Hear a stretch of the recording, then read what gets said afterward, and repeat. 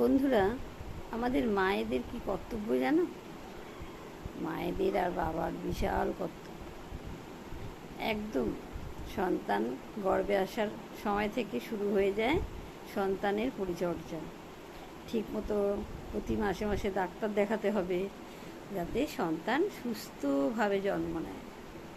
তারপর জন্মের পর সেই বাচ্চা ঘুম পেলে কাঁদে, খিদে পেলে কাঁদে, প্রত্যেকটা সময় মা আর বাবা অ্যালার্ট। কখন কি প্রয়োজন সন্তানের, সব থেকে সেরা সেরা ট্রিটমেন্ট, সব থেকে ভালো বেবি ফুড, সমস্ত কিছু দিয়ে তাকে মানুষ করে তোলার চেষ্টা করে। তারপর তোমরা বাবা মার হাত ধরে এক পা দু পা করে হাঁটো। তারপর ধীরে ধীরে বড় হও। সব থেকে ভালো স্কুলে পড়াতে হবে।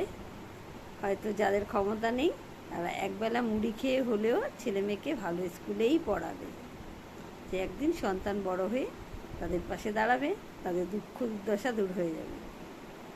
তারপর তোমরা বড় হও ধীরে ধীরে ধীরে ধীরে।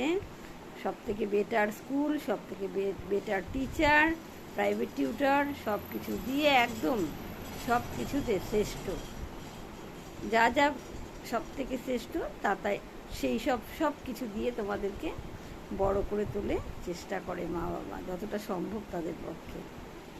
তারপর তোমরা গিয়ে চাকরি পাও।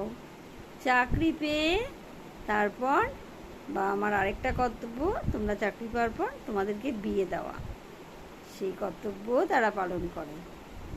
তারপর বা আমার কর্তব্য শেষ, এবার তোমাদের কর্তব্য শুরু। তোমাদের চাকরি পেয়ে বিয়ে শাদী করে তারপর তোমাদের মনে হয় বাবা মা সারা জীবন অনেক করেছে আমাদের জন্য, বাবা মাকে বিশ্রাম দেওয়া দরকার, তাই তোমরা বাবা মাকে যথাযোগ্য স্থানে বৃদ্ধাশ্রমে পাঠিয়ে দাও।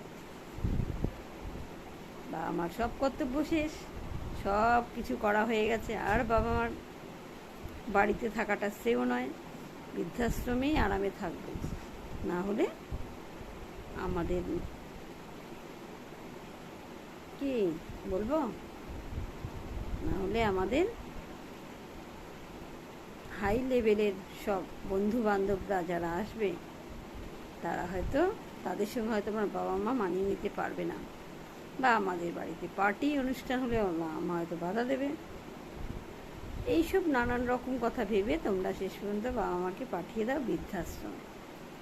সেটাই হলো সারা জীবনের তোমাদের জন্য করা সব পরিশ্রমের শ্রেষ্ঠ উপহার। ঠিক বলছে কি?